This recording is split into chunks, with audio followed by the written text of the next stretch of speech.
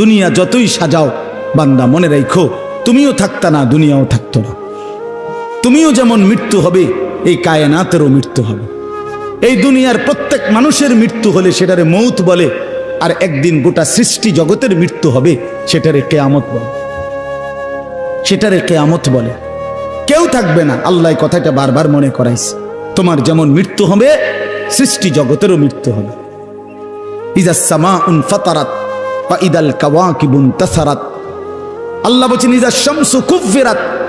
আল্লাহ তাআলা এভাবে বারবার বলছে ইজাস সামাউন শাক্কাত, আসমান ভেঙে যাবে, চূর্ণ বিচূর্ণ হয়ে যাবে, তারকারাজি খসে খসে পড়বে, সূর্য চন্দ্র আলোহীন হয়ে পড়বে। আল্লাহ তাআলা বলেন ইদা রাজ্জাতিল আরদু রাজ্জা, জমিন পাউডারের মতো রেজা রেজা পাউডার হয়ে যাবে। আল্লাহ তাআলা বলছে পাহাড়গুলো তুলার মতো ধুলির মতো উঠতে থাকবে। আল্লাহ বলছে বান্দা একদিন আমি গোটা কায়নাত আমি শেষ করে দেব, আমার সংসার আমি গুছায় ফেলবো, আমার এই কায়নাত আমি আল্লাহ তাআলা ইসরাফিলের সিঙ্গার ফু দিলে আমি আল্লাহ তাআলা গুটিয়ে ফেলবো। এই কথাটাই আপনাদের সামনে এখানে আমি শুনাইতে চাই, এই অল্প একটু শুনে। আল্লাহ তাআলা এখানে এই কথাটাই তুলে ধরছেন কোরআনের বহু সূরায়, যে বান্দা এই সৃষ্টি জগৎ একদিন থাকবে না, কিয়ামত হবে, একদিন ইসরাফিল ফু দিবে। ইসরাফিল যেদিন ফু দিবে, কোরআনে এই বর্ণনাটা দুই ভাবে আছে। একটা হলো ইসরাফিল প্রথমবার ফু দিবে, আরেকটা হলো ইসরাফিল দ্বিতীয়বার ফু দিবে। ইসরাফিল মোট দুইবার ফু দিবে। প্রথমবার ফু দিলে জমিনের মধ্যে ভূমিকম্প শুরু হবে। আল্লাহ বলেন এই ভূমিকম্পটা গোটা পৃথিবী একসাথে, আমার সৃষ্টি পুরাটা একসাথে নড়বে। ইন্না জালজালাতাস সাআতি শাইউন আযীম। আল্লাহ বলেন বান্দা দুনিয়ায় বহু ভূমিকম্প তুমি দেখছো, তবে মনে রেখো কিয়ামতের ভূমিকম্প, ইসরাফিল ফু দিলে প্রথম যেই ভূমিকম্প হবে, কিয়ামত সংঘটিত হওয়ার জন্য, গোটা সৃষ্টিটা ভেঙ্গে চুরে যাওয়ার জন্য, সেটা হবে বড়ই ভয়ানক। সেটা বড়ই ভয়ানক। ইয়াউমা তারাউনাহা তাদহালু কুল্লু মুরদিআতিন আম্মা আরদাআত। কোরআন শরীফে আছে এই প্রথম ভূমিকম্প যখন শুরু হবে জমিনে, ইসরাফিলের ফু শুরু হবে, সব কিছু যখন ভাঙতে শুরু করবে, আল্লাহ তাআলা বলেন যে মা তার দুধের বাচ্চা কোলে দুধ খাওয়াচ্ছিল, ওই মা সন্তানকে ছুঁড়ে ফেলে দিয়ে পাগলের মতো ছুটতে থাকবে। ওয়াতাদাউ কুল্লু যাতি হামলিন হামলাহা, যে মায়ের পেটের বাচ্চা 10 মাস পূর্ণ হয়ে গেছে, এই আর ঘন্টা 2-4 ঘন্টা পরে বাচ্চাটা প্রসব হবে। আল্লাহর কসম, আল্লাহ কোরআনে বলছে সেই গর্ভধারিণী মা 10 মাস যে তার সন্তানকে গর্ভে লালন করেছে, ইসরাফিলের ফু দিলে জমিনের কম্পন যখন শুরু হবে, ভূমিকম্প, তখন এই গর্ভধারিণী মা এভাবে দৌড়বে, এভাবে ছুটবে, নিজের বাচ্চা নিজের থেকে খালাস হয়ে পড়ে যাবে, বা ফিরেও তাকাবে। ও তারা নাসা সুকারা, আল্লাহ বলে সমস্ত মানুষগুলো বাতালের মতো দৌড়তে থাকবে। এইভাবে সব কিছু কাঁপতে কাঁপতে সব কিছু কিছু দূর গিয়া গিয়া ভাঙ্গা ভাঙ্গা পড়বে, মুখ থুবড়ে পড়বে। তো আল্লাহ রাসূল সাল্লাল্লাহু আলাইহি সাল্লাম বলেন সমস্ত কিছু এই সৃষ্টি জগতের যা আছে আল্লাহ ব্যতীত সব কিছুই প্রথম ফুঁয়ের পরে কাঁপতে কাঁপতে ভূমিকম্পের মতো হয়ে জমিনের তলদেশে চলে যাবে। মাটির উপরে তখন একটি সুতা আর থাকবে না, আর কিছুই না। এই হলো কিয়ামত, প্রথম ফু, প্রথম ভূমিকম্প। নির্দিষ্ট একটা সময় পরে আবার আল্লাহ তাআলা ইসরাফিলকে জীবিত করে আবার বলবেন আরেকটা ফু দাও, একটি নির্দিষ্ট সময় পরে। সেই সময়টা কতদিন? হাদিসের একটি বর্ণনা থেকে, নবীজির একটা বর্ণনা থেকে মুহাদ্দিসিনে কেরাম বলছে এই দ্বিতীয় ফু আর প্রথম ফুর মাঝখানে, প্রথম ফুতে সব কিছু যখন কবরে চলে যাবে, তখন হতে পারে দ্বিতীয় ফু দিতে দিতে মাঝখানের সময় 40,000 বছর। আমার বন্ধু, আমার বাপ, আমার ভাই, রাত হইছে, কষ্ট সবাই করতেছেন, এতটুকু তো ভাবেন সর্বশেষ যেই লোকটা কবরে যাবে, শেষ হতে পারে তাকে কবরেই থাকতে হবে 40,000 বছর। তো এখন যারা মরতেছে তারা কবরে আছে আজকে কত বছর? নবীজি সাল্লাল্লাহু আলাইহি সাল্লামের জামানায় যারা মারা গেছে তারা আজকে কতদিন কবরে? ওই নূহ আলাইহিস সালামের জামানায় যারা মারা গেছে তারা আজকে কতদিন কবরে? ভেবে দেখেন। আচ্ছা, এই শেষ লোকটাই যদি 40,000 বছর থাকতে হয়, আর যদি কবরের আযাব হয়, তার কি পরিমাণ কষ্ট পাবে সে, কি পরিমাণ কষ্ট পাবে। আল্লাহ রাসূল সাল্লাল্লাহু আলাইহি সাল্লাম বলেন, কবরের প্রথম শাস্তিটা কি? কোন ব্যক্তি যখন কবরের প্রশ্নের জবাব দিতে পারবে না, তখন আল্লাহর পক্ষ থেকে ফেরেশতাদেরকে বলবে, কাযাবা আব্দি, আমার বান্দা মিথ্যা বলেছে। ফাআফরিশুহু মিনান নার ওয়ালবাসুহু মিনান নার ওয়াফতাহু লাহু বাবান ইলান নার। আল্লাহ বলবে ফেরেশতাদেরকে, ফেরেশতারা আমার এই নাফরমান বান্দার কবরের মধ্যে জাহান্নামের বিছানা বিছিয়ে দাও, আগুনের পোশাক পরিয়ে দাও, আর জাহান্নাম বরাবর তার জন্য একটা দরজা খুলে দাও।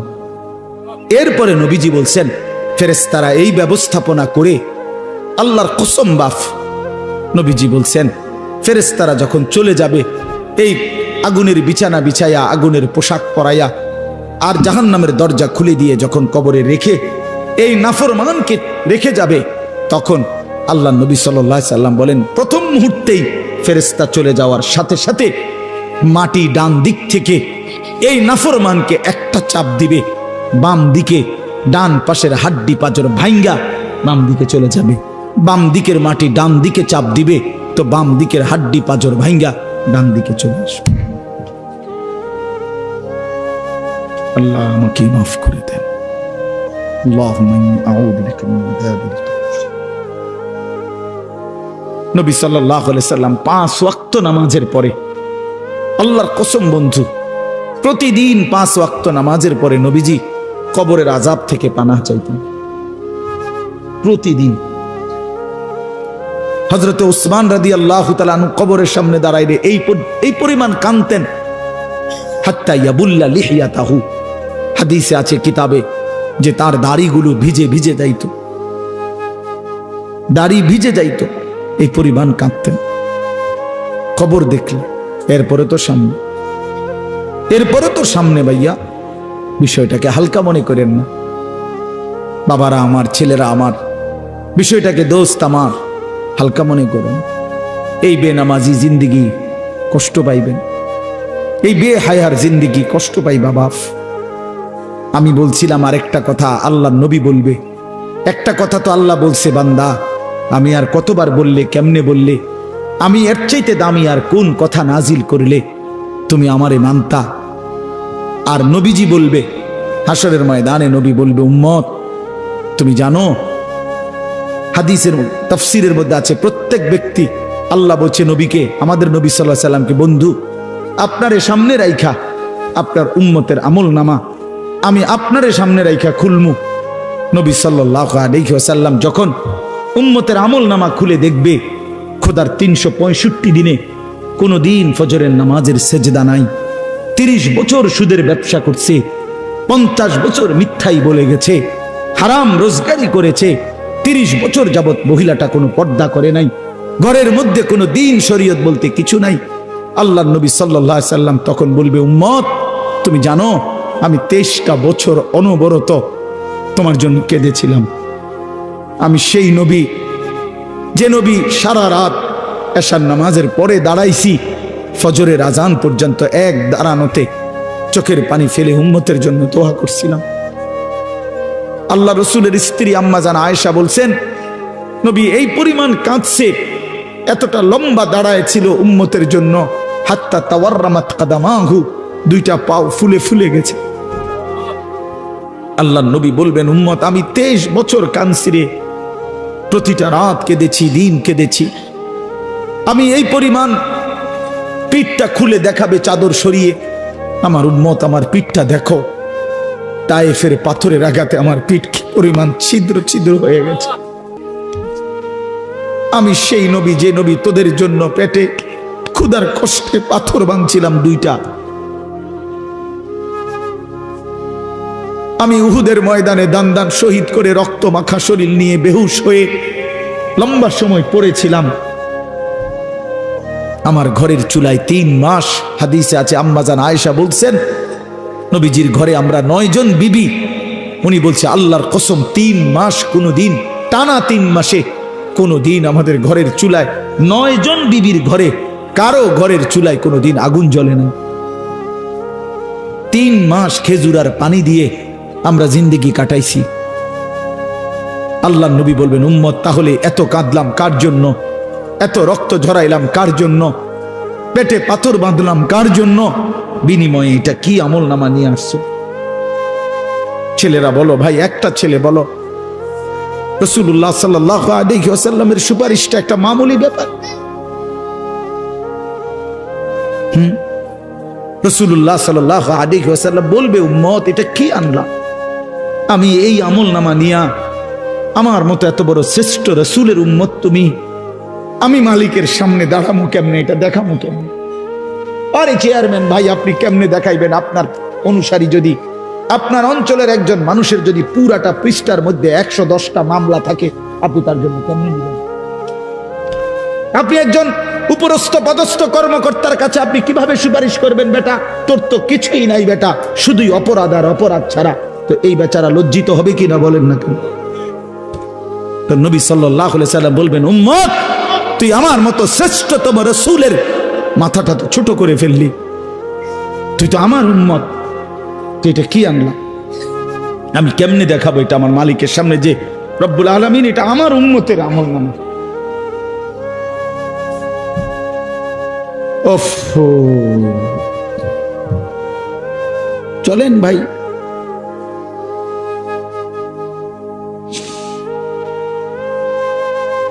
এই জন্য দোস্ত আমার, বন্ধু আমার, আমি দিবানিশি এই চিৎকার চেঁচামেচি করি, এই আহাজারি আমার অনেক দিনের। মুসলমানের সন্তান ফিরবে, নওজওয়ানরা ফিরবে, মুসলমানের যুব সমাজ নামাজ পড়বে, আল্লাহরে চিনবে, এটাই আমার স্বপ্ন, এ আমার দিলের তামান্না। কারো প্রতি আলহামদুলিল্লাহ এখন আর দিলে শত্রুতা রাখি না, কারো বিরোধিতা, কারো প্রতি হিংসা করার কোনো সময়ও নাই, বিশ্বাস করেন, একদম সময় নেই, সময়ই তো না। আমি জুমার নামাজ পড়াইছি ঢাকা মোহাম্মদপুর আদাবর, আমার জুমা, ওইখান থেকে আমি জুমার পরে রওনা দিয়া মাগরিবের পরে রোয়াচালা বয়ান করছি, এশার একটু পরে ওই মুসাগারা বয়ান করছি, এরপরে এখানে এসে বয়ানে বসছি, শুধু অজু করছি, শুধু অজু, শুধু সময় বাঁচানোর জন্য মসজিদের খানাটা খাই নাই, হোটেলে, পথের একটা হোটেলে মদনপুর পার হয়ে আসা অল্প কয়টা ভাত খাইছি। এটা বলার উদ্দেশ্য হলো কেরামতি বুজুর্গি বুঝানো না, আল্লাহর কসম বুঝানো হইল এই কথার ফিকির যে কাউরে প্রতিপক্ষ ভাববার কোনো দরকার নেই, কোনো দরকার নেই। আল্লাহ আমাদের সবাইকে বুঝ দান করেন। প্রতিটা ছেলের প্রতি আমার অনুরোধ, বাবা তুমি নষ্ট হইও না, তুমি বরবাদ হইও না। এক বন্ধুর খপ্পরে পইরা, একটা সামান্য মোবাইলের খপ্পরে পইরা, একটা দুষ্ট নারীর খপ্পরে পড়ে, মেয়ের খপ্পরে পড়ে চরিত্রহীন হইও না, চরিত্রহীন। আল্লাহ তাআলা মানুষকে যেই চাহিদা দিছে সেটা পূরণের বৈধ ব্যবস্থাও দিছে। মানুষকে আল্লাহ তাআলা তৃষ্ণা দিয়েছেন, তো তৃষ্ণা নিবারণের জন্য পবিত্র হালাল পানীয় আল্লাহ তাআলা দিয়েছেন। মানুষকে আল্লাহ তাআলা ক্ষুধার চাহিদা দিয়েছেন, তো হালাল খাবারও আল্লাহ তাআলা দিয়েছেন। তো মানুষের লজ্জাস্থানের যেই চাহিদা, শাহওয়াত, যৌন চাহিদা, এটা আল্লাহ তাআলা দিয়েছেন, তো এটা পূরণের জন্য হালাল স্ত্রী আল্লাহ প্রত্যেক পুরুষের জন্য ব্যবস্থাও রেখেছেন। কেন নষ্ট হইল? চরিত্রহীন হইবা কেন? উলঙ্গ ছবি আর নর্তকীর পিছনে জীবন শেষ করে দিবা কেন? কি দুঃখে বন্ধু নষ্ট হইলা বলো? অনেক ছেলে তো এখানে বসছো মাশাআল্লাহ, কিন্তু অনেক ছেলের চেহারা দেখলেই বোঝা যায় ভাইয়া নামাজ পড়ো না, চেহারায় সেজদার চিহ্ন নাই দোস্ত আমার, চিহ্ন নাই। আল্লাহ আমাদেরকে মাফ করে দেন।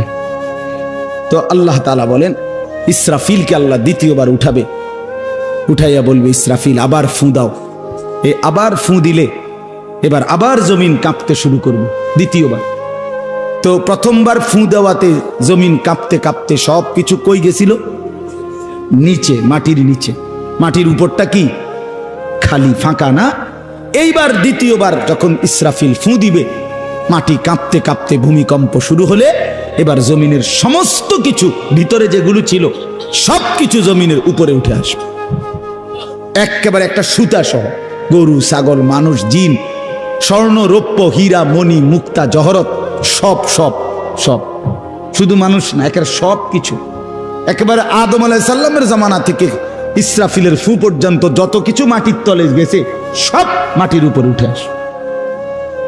ইদা জুলজিলাতিল আরদু জিলজালাহা, আল্লাহ তাআলা বলেন এই দ্বিতীয়বারের ভূমিকম্প জমিনে যখন হবে, ওয়া আখরাজাতিল আরদু আসকালাহা, জমিন তার তলদেশ থেকে তার ভেতরে যা কিছু বোঝা জমিনের মধ্যে ছিল সব কিছু সে জমিনের উপরে তুলে দিবে।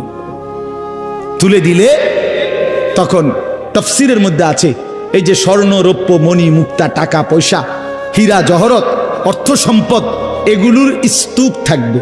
আশ্চর্য কথা শোনেন, সরাসরি হাদিসে আছে, নবীজি বলছেন এই স্বর্ণ, রৌপ্য, মণি, মুক্তাগুলো তখন আল্লাহর কুদরতে কথা বলবে।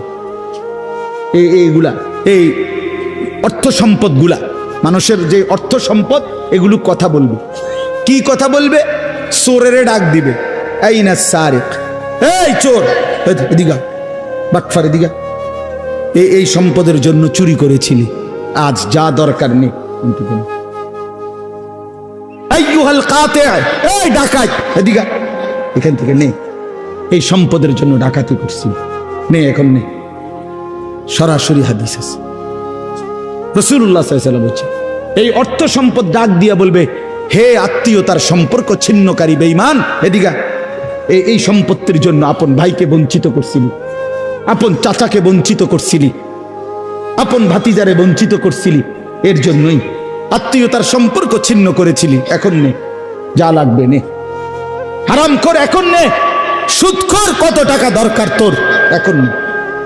আল্লাহর কসম, মানুষ পাগল হয়ে যাবে, অবাক হয়ে যাবে। আর এটা কি?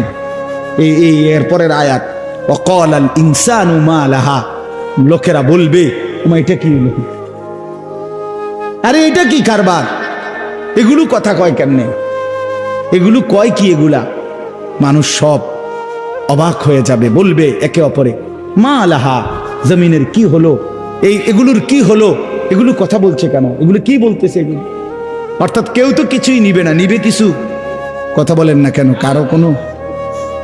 তো এবার আল্লাহ বলেন ইয়াউমা ইদিন তুহাদ্দিসু আখবারাহা, আল্লাহ বলে বান্দা অর্থ সম্পদগুলো কথা বলছে দেখে অবাক হইলা, এখনো না দেখবা আসল খেলা, এখনো না দেখবা মেন খেলাটা, যে এখন দেখবা তোমার পায়ের নিচের জমিন, তোমার পুরা জিন্দেগির ভালো মন্দ সমস্ত কিছু তোমার সামনে আমি আল্লাহর সামনে বলে দিব। এখন শুনবো, এই জমিন তোমার ভালো মন্দ কথা বলবে। ইয়াউমা ইদিন তুহাদ্দিসু আখবারাহা, তোমার প্রতিটা মিনিট সেকেন্ড একাকী প্রকাশ্য, ঘরে বাহিরে, লোকালয়ে, আলোতে, অন্ধকারে, রাত গভীরে, দিনের আলোতে, তুমি যা ভালো করেছো তাও বলবে, তুমি যা মন্দ করেছো তাও বলবে। রাত গভীরে তাহাজ্জুদের নামাজ পড়ছিলা, এই জমিন এখন বলবে রাত গভীরে জিনা ব্যভিচার আর মদের আড্ডা, জুয়ার আড্ডায়, নারীর আড্ডায় পড়েছিলা, এটাও এখন বলবে। শুনবে, এখন শুনবে। তখন লোকেরা বলবে হায়, জমিন কেমনে কথা বলে, সম্পদ কেমনে কথা বলে। তো আল্লাহ বলেন বিআন্না রাব্বাকা আওহা লাহা, এজন্য বলে যেহেতু আল্লাহ তাআলা আদেশ করেছে। আল্লাহ আদেশ করলে তার গোটা সৃষ্টি কথা বলে, তাহলে মূলত জিহ্বায় কথা বলে না, আল্লাহ আদেশ করলে গোশতের এই টুকরাটা কথা বলে। নাহলে যেই লোক, আপনারা কোনো বোবা দেখছেন, কথা বলেন না, বোবা মানুষ দেখছেন কখনো? তো বোবা মানুষের তো জিহ্বা নাই, ঠিক না? আছে না? আছে কিনা বলেন না? তো হে কথা কয় না কা, কথা বলে না কা কেন, মানে কথা বলে না কেন, মানে জিহ্বা তো আছে কিন্তু কথা বলে না কেন? বুঝা গেল কি? আল্লাহর হুকুম হলে কথা বলে। যে কানে শুনে না, তার এখান দিয়ে এরকম কান নাই, তো হে শুনে না কান, তাহলে কানে দিয়ে শুনে না, আল্লাহর হুকুম হইলে শুনে। যে অন্ধ, সে তার কি এরকম চোখ নাই, তো হে দেখে না কান। মূলত আল্লাহর হুকুম হলেই চোখে দেখে, নাইলে দেখেন। তো ঠিক আল্লাহর হুকুম হইলে গোশতের এই টুকরাটা যদি কথা বলতে পারে, আল্লাহর হুকুম হইলে গোটা সৃষ্টিও কথা বলতে পারে, গোটা সৃষ্টিও কথা বলতে পারে। এবার আসেন, এই শেষ ইয়াউমাইদিন ইয়াসদুরুন নাসু আশতাতাল লিয়ারাউ আমালাহুম, ফেরেশতারা সমস্ত মানুষকে দলে দলে দলে দলে গ্রুপ গ্রুপ করে ভাগ করে দিবে। আর এই ভাগে ভাগে লোকেরা নিজেদের পুরা জিন্দেগির আমলনামা দেখার জন্য, নেওয়ার জন্য নির্দিষ্ট জায়গায় যাবে। ফেরেশতারা বলবে যান, সামনে যান। সামনে গেলেই আপনার আমলনামা আপনি আপনার হাতে পাবেন, আপনি পড়বেন, আপনি দেখবেন, যান ওইখানে ফাইল দিতেছে, যান সবাই যান। এই দলে দলে মানুষ যাবে। এইবার আমলনামা যখন হাতে দিবে, আল্লাহ তাআলা বলেন ফামান ইয়ামাল মিসকালা যাররাতিন খায়রান ইয়ারাহ, এক বিন্দু ভালো যে করেছে সে তাও দেখতে পাবে। ওমান ইয়ামাল মিসকালা যাররাতিন শাররান ইয়ারাহ, এক বিন্দু মন্দ যে করেছে সে তাও দেখতে পাবে। প্রতি সেকেন্ড, প্রতি ঘন্টা, প্রতি মিনিট, প্রতি মুহূর্ত, প্রতি লামহা, প্রতি জাররা সে দেবে। জাররা এই শব্দটা হলো কোরআনের, এই শব্দটা একটি এতটুকু পরিমাপ তাফসীরের মধ্যে লিখছে লা জিনাতা লাহা, যেটার কোনো ওজন হয় না, মাপলে কোনো ওজন আসে না, এত সামান্য। মানে এটা 100 গ্রামও না, 1 গ্রামও না, 1 গ্রামও না, 1 গ্রামের অর্ধেকও না, অর্ধেকের অর্ধেকও না। এটা অণুও না, পরমাণুও না, এটা ইলেকট্রনও না, নিউট্রনও না, প্রোটনও না, কিচ্ছু না। বিজ্ঞান তো এগুলো ভাগ করছে না, ভাগ করে করে আপনার অণু থেকে পরমাণু, পরমাণু থেকে এখন আরো ভাগ করছে। এই ইলেকট্রন, প্রোটন, নিউট্রন এগুলো ভাগ করতে করতে সূক্ষ্ম থেকে সূক্ষ্ম, সূক্ষ্ম থেকে সূক্ষ্ম বিজ্ঞান বাহির করতেছে। কিন্তু জাররা বলে যেটার কোনো ওজনই নাই, কিচ্ছু নাই, এটা এত সামান্য, মানে তুমি যেটারে কিছুই মনে করো নাই, আল্লাহ বলেন ওইটাই তুমি দেখবে, ওইটাই দেখবে। এই জন্য বাপ আমার শেষ রাত গভীরে এই কথাই, আমরা আমাদের একাকী কিংবা প্রকাশ্য, আমরা আমাদের রাত কিংবা দিন, ঘর কিংবা বাহির আড়াল করবার সুযোগ নেই। সুযোগ আছে ভাইয়া? ছেলেরা কাজেই রাতের 3টায় দুনিয়া ঘুমায়, আল্লাহ ঘুমায় না। অশ্লীল ছবি দেখো না। রাতের 3টায় মা ঘুমায়, বাবা ঘুমায়, মালিক ঘুমায় না। রাতের 3টায় মহল্লাবাসী ঘুমায়, কিন্তু আল্লাহ ঘুমায় না। আলাম ইয়ালাম বিআন্নাল্লাহা ইয়ারা, আল্লাহ বলে বান্দা তুমি জানো আমি কিন্তু সারাক্ষণ তোমাকে দেখি। কতক্ষণ? কতক্ষণ? আল্লাহ দেখেন কখন? সারাক্ষণ। এই জন্য আমরা প্রত্যেকে ইনশাআল্লাহ নিয়ত করি যে আমরা আমাদের আখিরাতকে ভাববো, ফিকির করব। আখিরাতের আশায় গুনাহ ছেড়ে দেন, আল্লাহর নাফরমানি ছেড়ে দেন, হালাল পথে জিন্দেগি চালান। একটু কষ্ট হলেও চলে যান, পার হয়ে যান। ऐसे रहे या वैसे रहे वहां देखना फिर कैसे रहे। বুজুর্গরা বলে এ দুনিয়ায় এমনে থাকো আর এমনে থাকো, কাইট মাইট হইয়া চিত্তিয়া মিত্তিয়া উঠতে লাইগা। আসল দেখার বিষয় হলো ওয়াহা কেসে রাহে, সেখানে কেমন থাকবা, এটা হলো দে, এটা শেষ হয়ে যাবে। আজ রাত যার বাসর রাত, তারও ভোর হবে। আজকের রাত যার জেলখানায় ফাঁসির রাত, তার রাতও কি হয়ে যাবে? অট্টালিকার মানুষটাও মরে যাবে, জীর্ণ কুঠিরের মানুষটাও মরে যাবে। কোনোদিন দুঃখ যে দেখে নাই সেই সুখী মানুষটাও কবরে চলে যাবে। কোনোদিন সুখ যে দেখে নাই সেও মরে যাবে। আমিও না, আপনিও না, বাবাও না, সন্তানও না, মাও না, কেউ না, কেউ থাকবে না, কেউ না, কেউ না। আজকে আমরা কবরবাসীদের স্মরণ করে দোয়া করি, এই আগামী 20 বছর 30 বছরের মাথায় আমাদেরকে স্মরণ করে, আমাদেরকে কবরবাসী মনে করে, আমাদের পরবর্তীরা মনে করে। এই না জিন্দিগি? কথা বলেন না, এই না জিন্দিগি? এই জন্য আমরা ইনশাআল্লাহ সবাই মিলে ফিকির করি নিজের ভালো, নিজের কল্যাণ। এতটুকু যদি কারো বিবেক না থাকে ভাইয়া, তো সে বুঝলো কি? এই জন্য নিজের ভালো দেখেন। ওয়ালা তুলকু বিআইদিকুম ইলা তাহলুকা, আল্লাহ বলছে বান্দা নিজেরে নিজে ধ্বংসের দিকে ঠেলে দিও না, নিজের এত বড় ক্ষতি করো না বান্দা। এই পৃথিবী তুমি গেলেও থাকবে। এই আমরা যারা মনে করি, হ্যাঁ অনেক বয়স্ক মাঝ বয়সী লোক আছে, আমি থাকতে যদি আমার জি40 একটু ঘর দুয়ার জাগা জমি দলিল টলিল একটু লাইন ফাইন করে দিয়া যাইতে না পারি, আমি মরলে তারা কেমনে চলবো কেমনে খাইবো হেবড়া কয় চা দোয়ানে বইয়া বইয়া হেবড়া কেমনে চলবো তারা না চাচা আমনে মরলে আর পৃথিবীতে কামাই রোজগারি উপার্জন সব বন্ধ হয়ে যাবে আমনেই শেষ কামলা পৃথিবীর শেষ কামলা আমনে মরার পরে মানুষ সব আপনার জিফুত বহন খাইব চা দিয়া ভিজাইয়া না ভাত তরকারি তো নাই আমনে মরলে কি আর ভাত তরকারি আগে করতে আমনে মরলে ইট বালু সিমেন্ট ভাত তরকারি চাল ডাল এটি পৃথিবীর থেকে ফেরেস্তারা নিবে এটি কথা হইল কোনো কথা বলেন এটা কোনো কথা হইল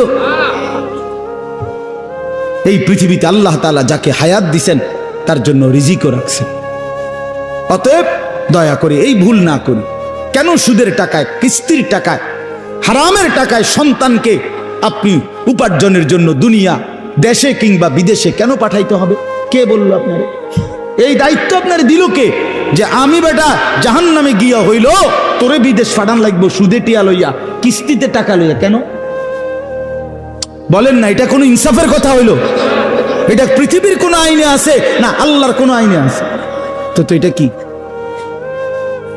এটা হলো লুভি আমনে এবার কলজাটা খুললা চান এবার কলজার ভিতরে হলো লোভ এই জন্য এবার কিস্তি লইছে সুদ লইছে ফুতেরে টাকার মেশিন বানাইয়া পাঠাইছে বিদেশে যে তুই শুধু টাকা পাঠাইবি তোর চাচা জমি বেচবো তোর জেডায়ও জমি বেচবো উত্তর দিকের ইন্ডিয়া 10 শতক বেচবো হুঁচি টাকা রেডি রাখতে হবে নাই তো কি নাই তো কে বললো আপনারে হারামের মাধ্যমে আল্লাহর নাফরমানি করে স্ত্রী সন্তানের সংসার সাজাইতে এই সংসার সাজে না এই সংসার বরবাদ হয় আল্লাহ তাআলা আমাদেরকে বুঝ দান করেন চলেন হালালের উপরে চলি আল্লাহকে রাজি খুশি করে চলি 5 ওয়াক্ত নামাজের মাধ্যমে জিন্দেগি কাটাই বলেন আলহামদুলিল্লাহ।